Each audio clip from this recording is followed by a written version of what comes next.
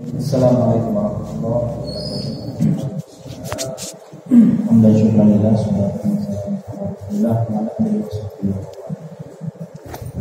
alhamdulillah kepada Allah Subhanahu wa taala. Allah Subhanahu wa taala dengan kasih sayangnya telah memudahkan langkah kita, memberi hidayah kepada kita sehingga kita dapat hadir dalam majelis yang menjadi Riyadhul Jannah, taman-taman surga. Mau rasakan macam mana taman surga, nikmatnya surga itu, kita banyak hadir di majelis berzakarah dan mengingat Allah Subhanahu wa taala. Sebuah hadis Nabi sampaikan, majelis yang ada mengingat Allah ini merupakan daripada Riyadhul Jannah, taman-taman surga. Alhamdulillah, Allah telah memudahkan langkah kita, maka sebagaimana Allah mudahkan rezeki kepada kita, memudahkan kita untuk memperoleh harta, kemudahan-kemudahan, maka kita mesti bersyukur. Bagaimana wujud daripada syukur ini? Membagi harta itu. Jadi Allah itu harta itu dibagi 2,5% bukan milik kita. Bisa kita bagi, kita berikan kepada berhak. Jadi itu juga Allah telah memudahkan langkah kita. Maka macam mana sebagai rasa syukur kita pikirkan saudara-saudara kita yang lain untuk mereka juga terdapat dalam taman-taman surga seperti ini.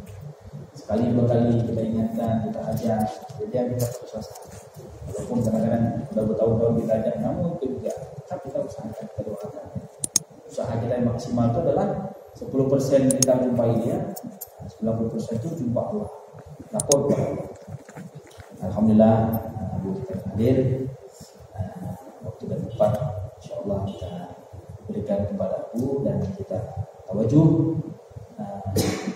pusatkan pikiran kita hilangkan dulu kepentingan kita yang lain. Sebagaimana kita mau salat, kita khusyukkan hati kita, juga ilmu ini akan masuk, muzakarah ini akan berkesan apabila hati kita telah kita buka. Alhamdulillah, Allah Subhanahu wa taala memberikan kepada kita insyaallah pada aku dan waktu dan tempat kita sekarang. Bismillahirrahmanirrahim. Assalamualaikum warahmatullahi wabarakatuh.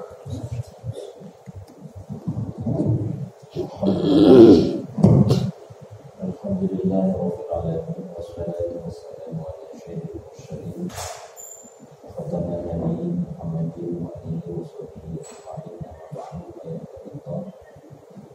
Ittaqu haqqa tuqatih wa la tamutunna illa wa antum muslimun. Qala ta'ala a'udzu billahi minasy syaithanir rajim. Bismillahirrahmanirrahim. Sabbihi isma rabbika a'la alladzi khalaqa fasawwa walladzi qaddara fahada. Qala Nabi sallallahu alaihi wasallam ayat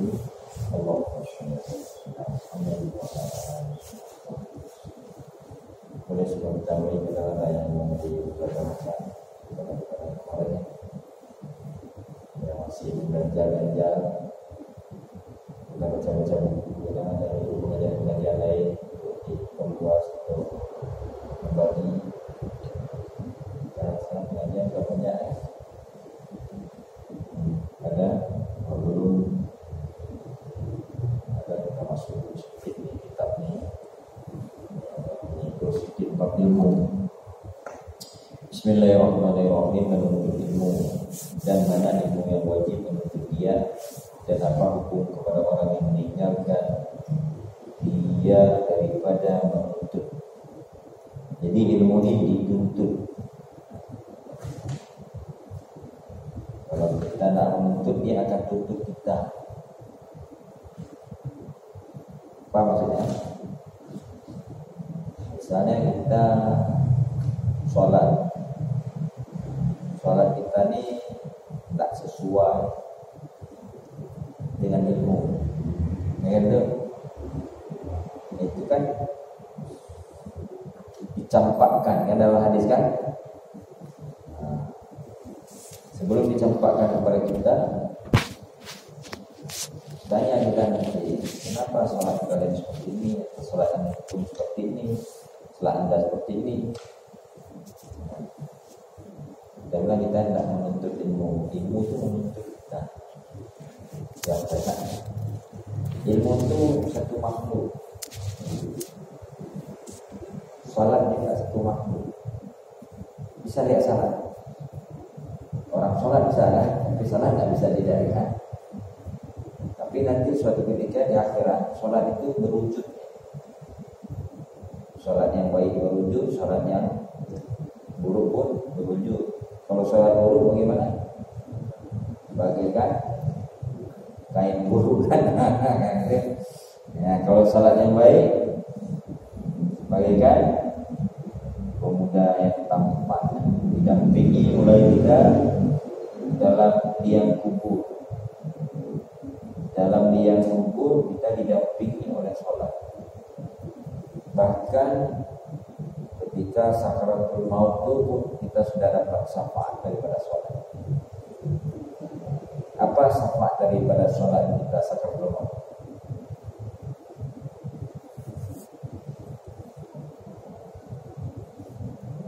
Salatnya baik, ya, bahasanya tak baik itu apa?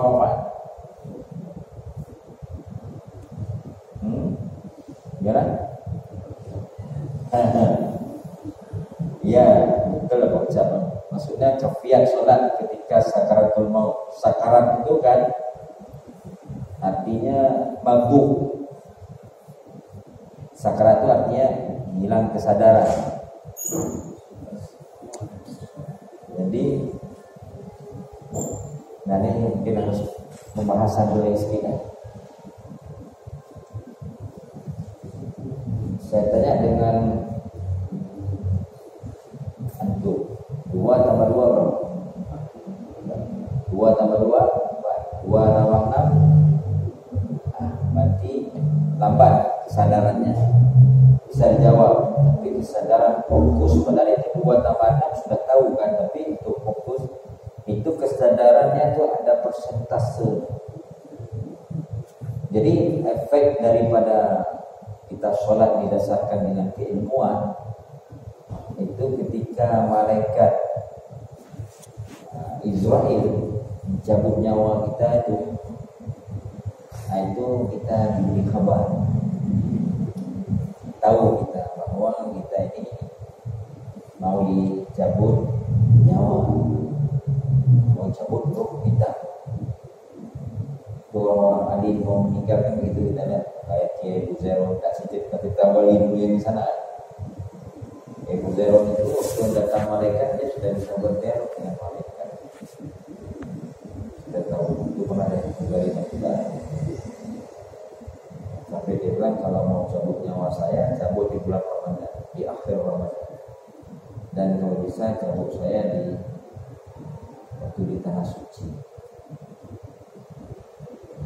Jadi bisa seperti itu orang-orang yang efek yang sholatnya.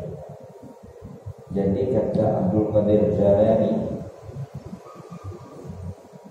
amal ibadah kita ini bisa mendatangkan maksimum fadilah di dunia.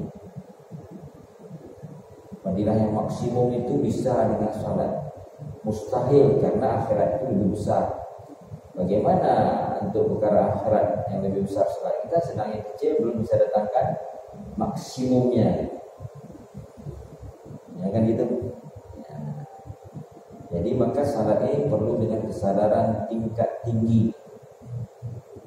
Memang kalau kita sering muzakarahkan kan nanti terbawa.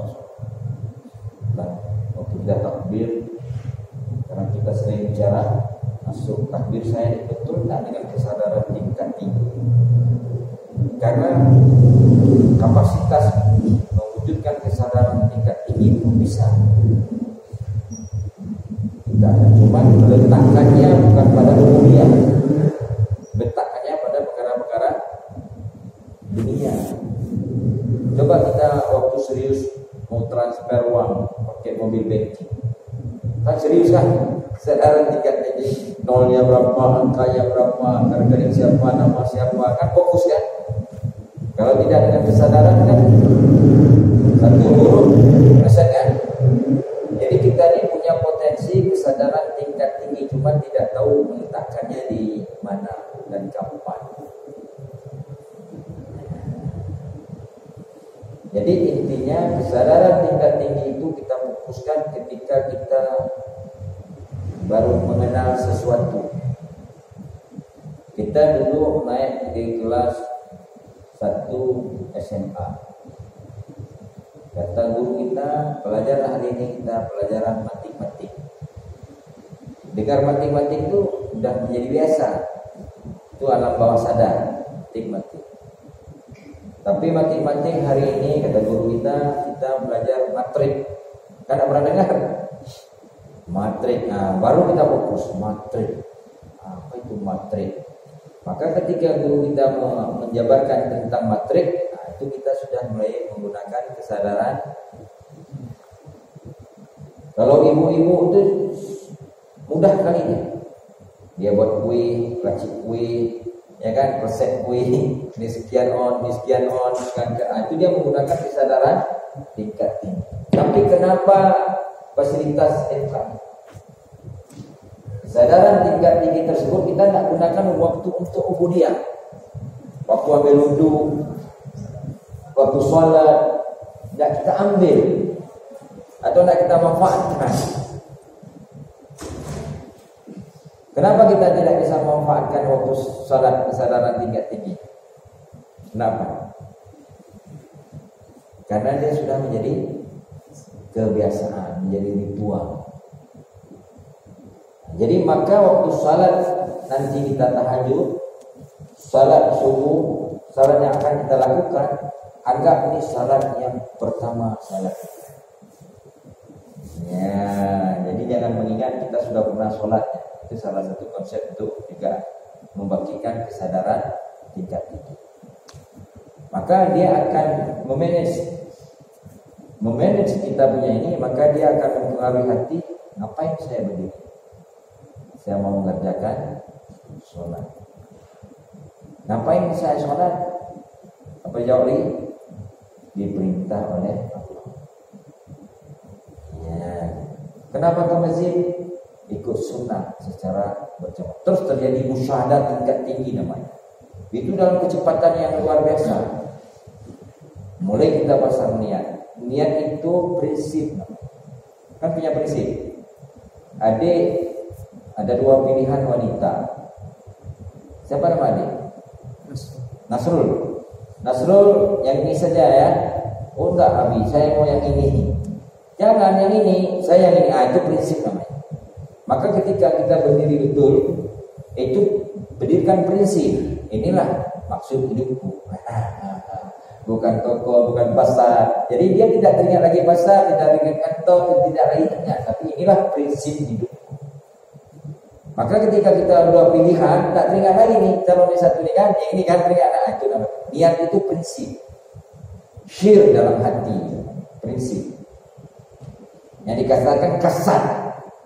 Apa yang kita mau buat satu amalan, itulah prinsip. Bahasa Arabnya kasat, meneguhkan satu amalan yang saya akan buat.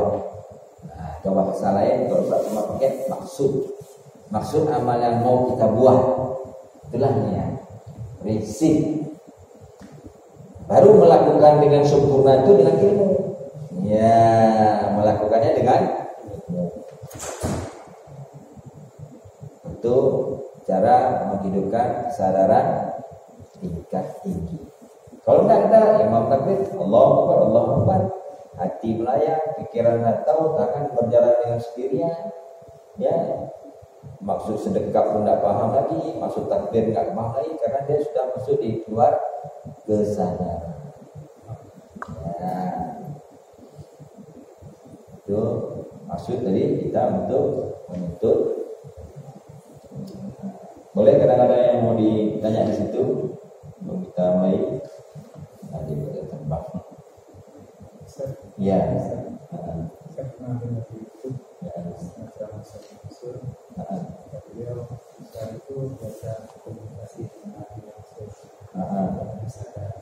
Ya, kawan doa. Ini yang saya tanyakan ke beliau bisa kita tinggi bagaimana Ya. Dia biasanya bab rahasia itu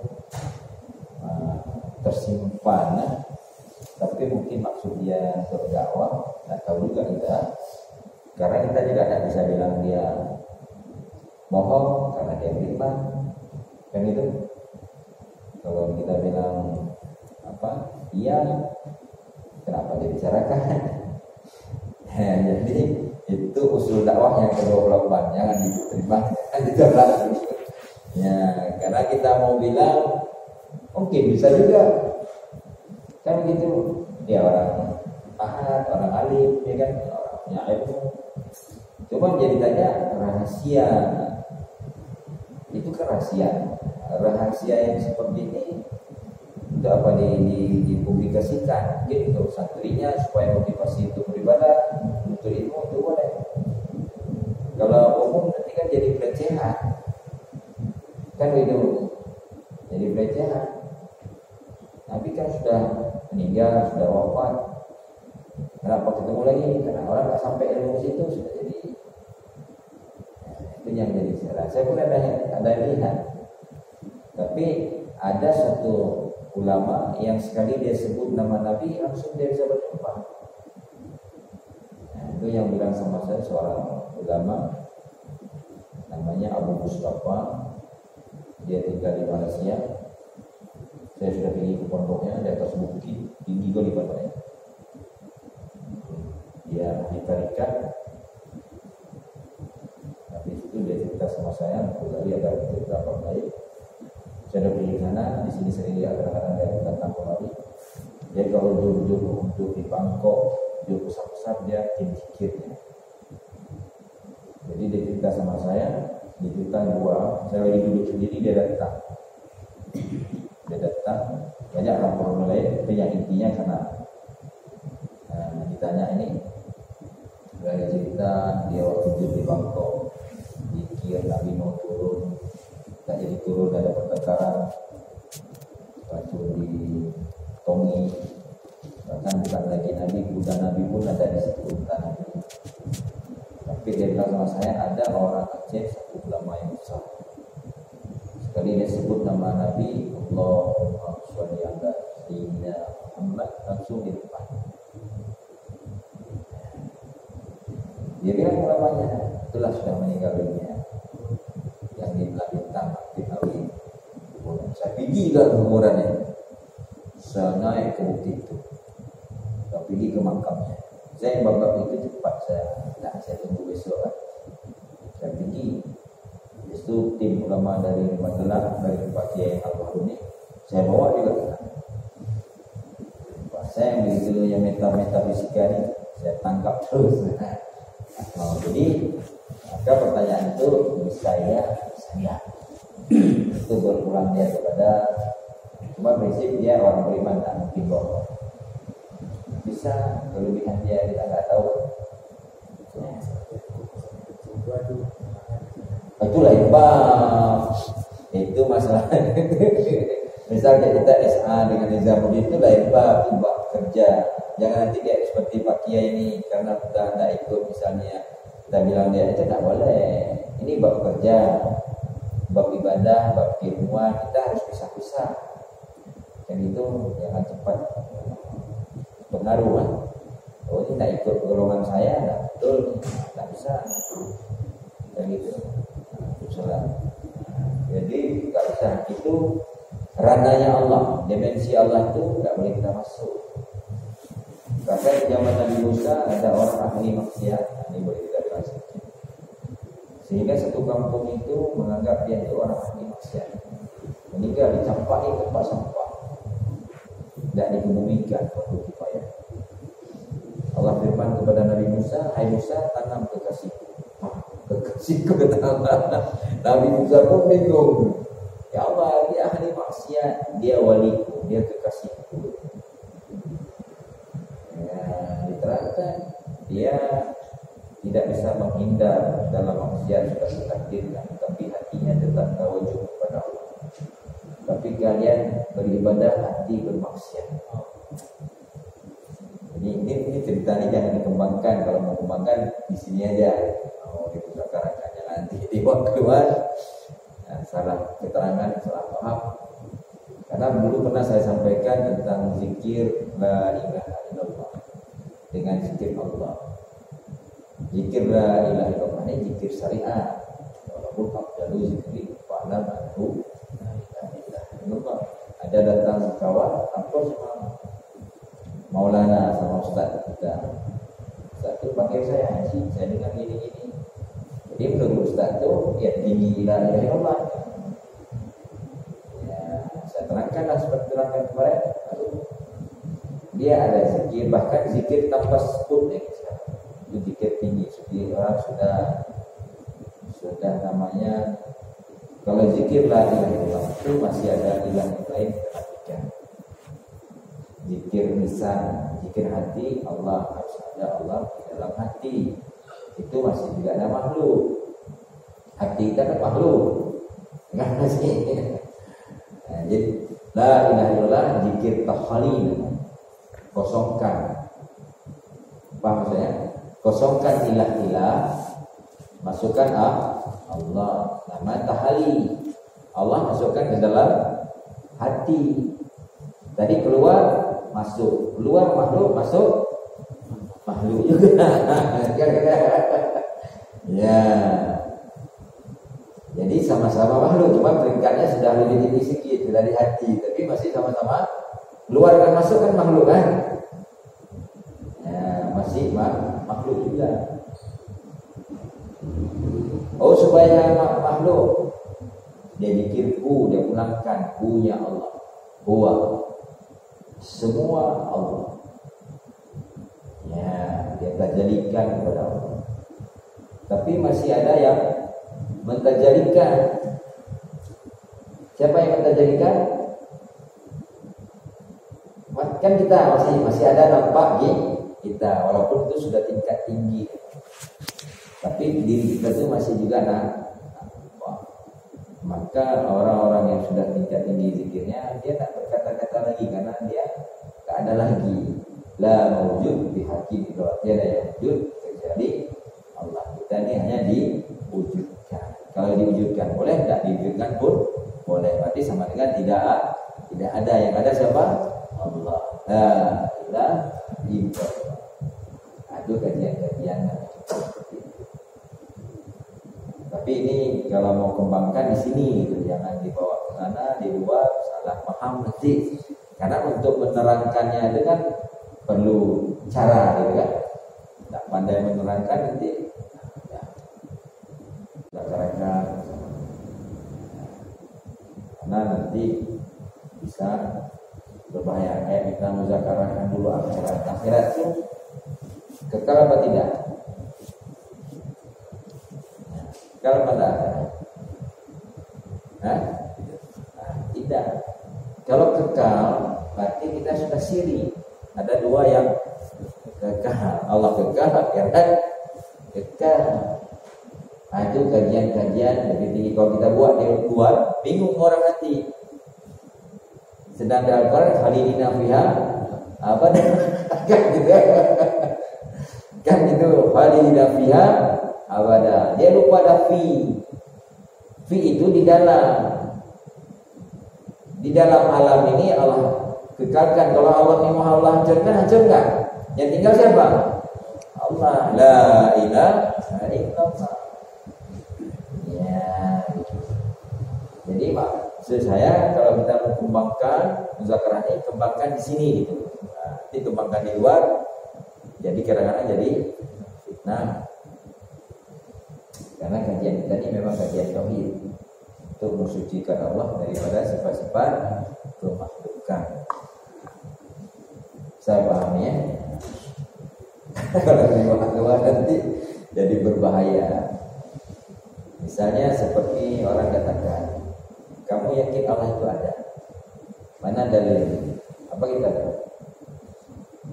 Dalil adanya Allah?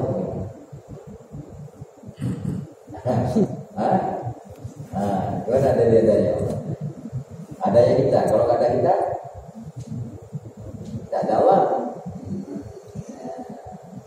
Jadi dalil adanya Allah yang tingkat awam, tingkat tadi yang pertama dengan diadakannya kita atau diadakannya alam semesta, bukan dengan adanya alam semesta, dengan ada diciptakan alam. Jadi sifat khaliknya itu wujud. Kalau dengan adanya alam itu ada sendiri, Allah ada sendiri. Jadi semua dua-dua jadi ada. Kan gitu. Jadi pertanyaan, siapa yang mengadakan alam, siapa yang menjadikan Allah nanti? Kan gitu. Jadi kalau kita katakan wujudnya Allah itu ada dengan ada diciptakannya alam semesta. Diciptakan, maka muncul daripada sifat jaiz khalik. Maka alam semesta ini mungkin diwujudkan, mungkin tidak diwujudkan. Tapi karena Allah itu wajib karena dia sang pencipta. Jadi jangan lupa khaliknya. Maka dalam dakwah ini ada khalik, malik, razik. Allah khalik, Allah malik, Allah razik. Ya, itu untuk membenarkan ketauhidan. Jangan lupa itu bahasa itu. Nah, itu untuk awal kita dalam bertauhid kepada Allah. Diulang-ulang ya, insyaallah. Boleh ada yang lain?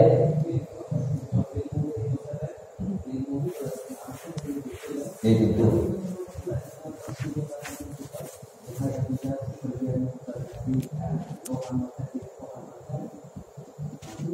Ya. Bagian pagi hari untuk menuntut satu ilmu itu lebih baik daripada kau mendapatkan 140 persen. Dan yang kedua itu, wahai Abu bagianmu belajar di satu kitab dari kitab Allah, baik kau amalkan atau tidak. Kan di situ kan ada tidak diamalkan kenapa itu itu ada tidak sudah IC maksudnya tidak diamalkan atau tidak berpahala juga. Ya. Jadi kenapa tuntut tidak kan? Betul. Cara memahaminya beda. Menuntut ada orang beribadah tidak sempurna disebabkan tidak ada ilmu. Kenapa kamu tidak belajar? Maka ilmu itu menuntut. Setelah orang itu menuntut, dia punya ilmu sholat. Jadi dia sholat.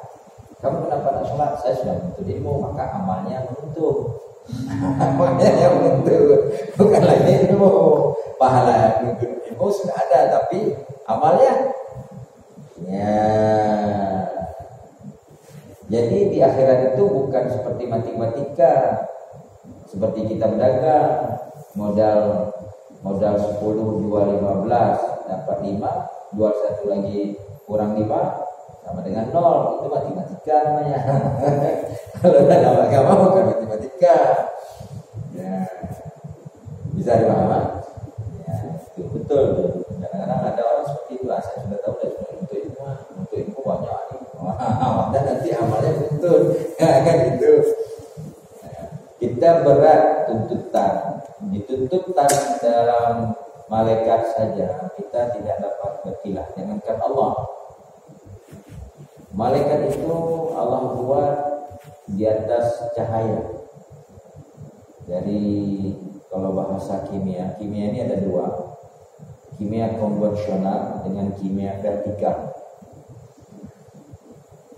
Malaikat itu memang dia nur di atas dari cahaya.